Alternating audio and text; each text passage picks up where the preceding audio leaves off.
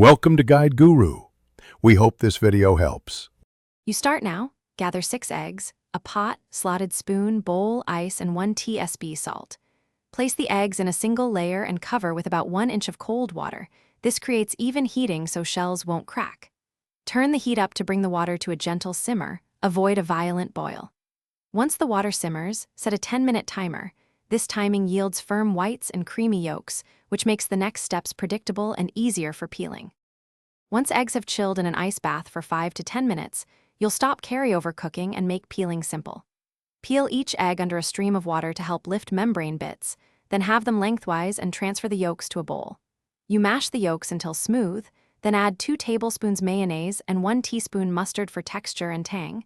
Season with salt and pepper. Mix until silky. This controls moisture and ensures the filling pipes smoothly into whites. You now transfer the yolk mixture back into the white halves.